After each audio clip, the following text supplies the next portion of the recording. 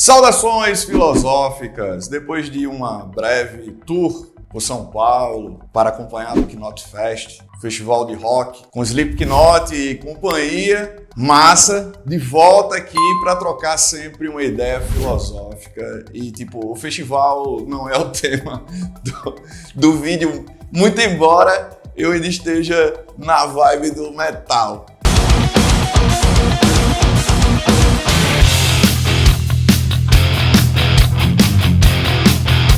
Mas o fato é que nessa breve passagem lá para São Paulo, eu fui com grandes amigos acompanhar a sequência de uma das grandes produções cinematográficas da história. Isso sim, a sequência de Avatar. Pois é.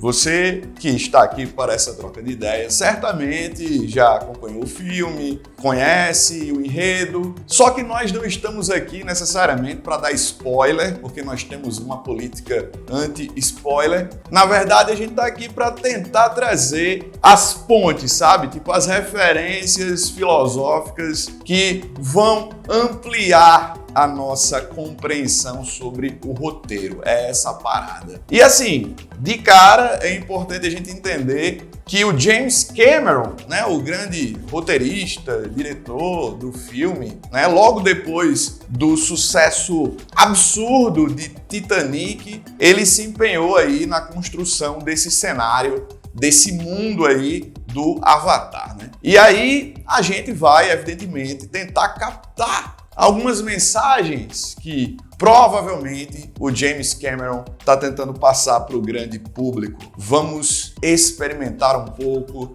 desse mix cinema, filosofia. Solta a vinheta.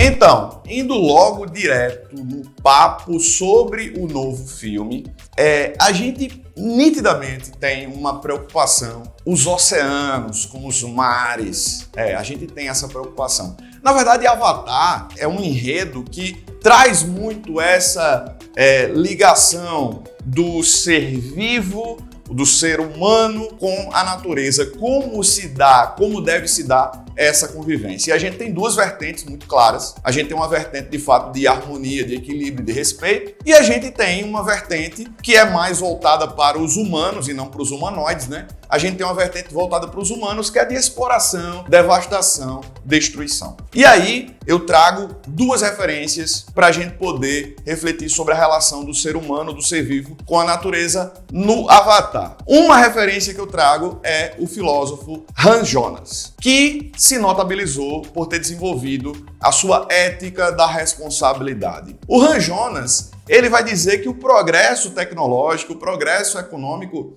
eles vão acontecer. Nós vamos desenvolver, vamos aprimorar, até porque nós temos capacidade para isso. Mas o que o Hans Jonas propõe é uma reflexão sobre os impactos que essas inovações, que esse tal progresso trará para nós, em especial no que diz respeito para as futuras gerações. Então, de acordo com Hans Jonas, é importante que nós tenhamos esse senso de compromisso e de responsabilidade com a sobrevivência das futuras gerações. É o que a gente observa nos Na'vi. Eu acho que eu estou falando direito o nome, Eu não sei se é.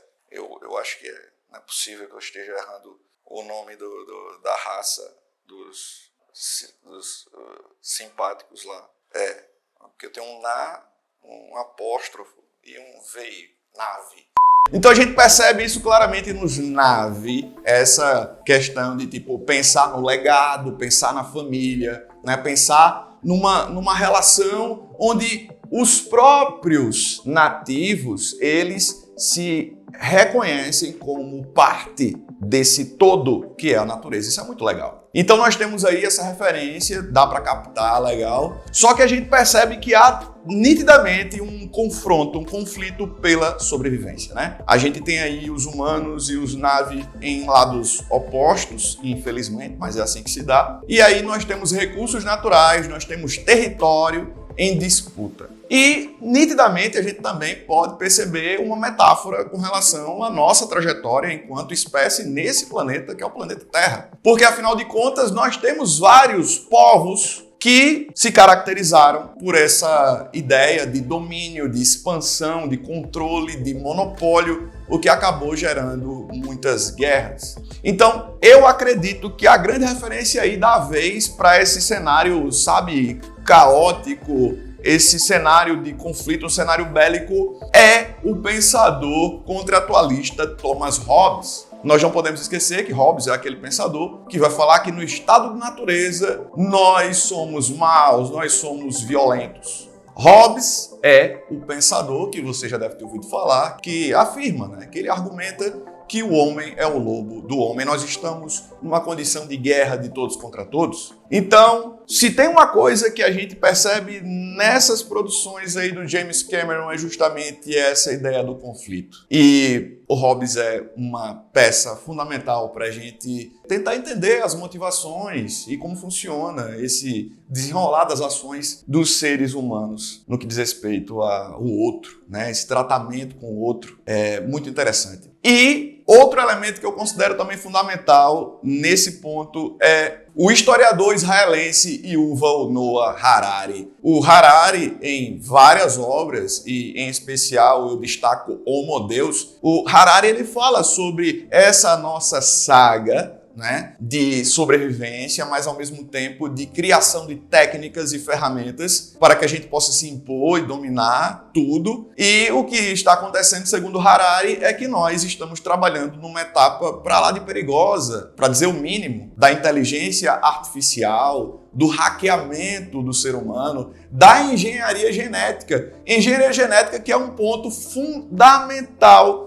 em Avatar. Note o quanto a ciência e a tecnologia são utilizadas justamente como ferramentas de guerra, como ferramentas de controle. Mas, evidentemente, nós sabemos que a ciência e a tecnologia podem ser utilizadas para o bem. Tanto que o filme mostra isso. Ele mostra a integração dessa ciência e dessa tecnologia em benefício dos Na'vi para a preservação da vida. Então, o Harari, ele alerta para o percurso, para o sentido que nós estamos dando para a ciência e para a tecnologia.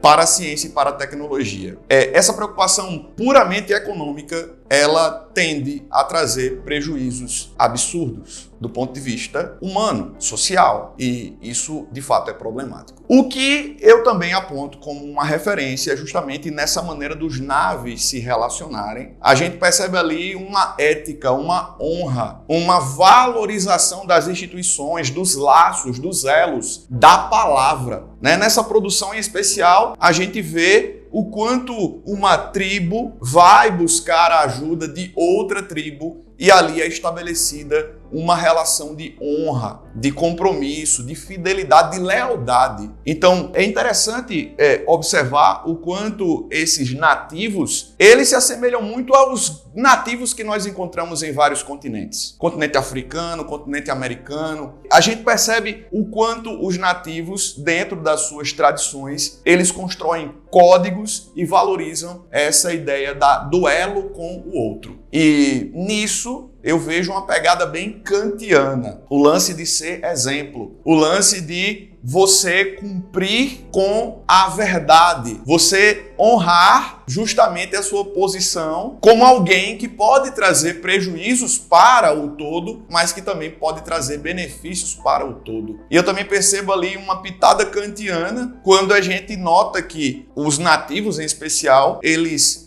têm ali uma visão nítida de que é possível estabelecer a paz entre todos, apesar das diferenças. E Kant trabalha muito essa noção quando ele desenvolve a ideia de paz perpétua. É interessante, como eu mencionei no começo do vídeo, essa preocupação com os mares, com os oceanos, é algo que é bastante perceptível também na sequência de Pantera Negra. Essa preocupação com a vida marinha, com a poluição que atinge os oceanos. E assim, a gente sabe de toda a discussão da questão ambiental no mundo. A gente acabou de ter uma grande cúpula para o meio ambiente, reunindo as principais nações do planeta. E assim, esse papo ambiental é um papo que tende a aparecer em outras produções cinematográficas. E aí a indústria do cinema, mesmo voltada evidentemente para a lucratividade, a gente vê aí as bilheterias, ela dá a sua contribuição para uma questão que é extremamente importante. E por mais que o vídeo seja sobre Avatar e não Pantera Negra,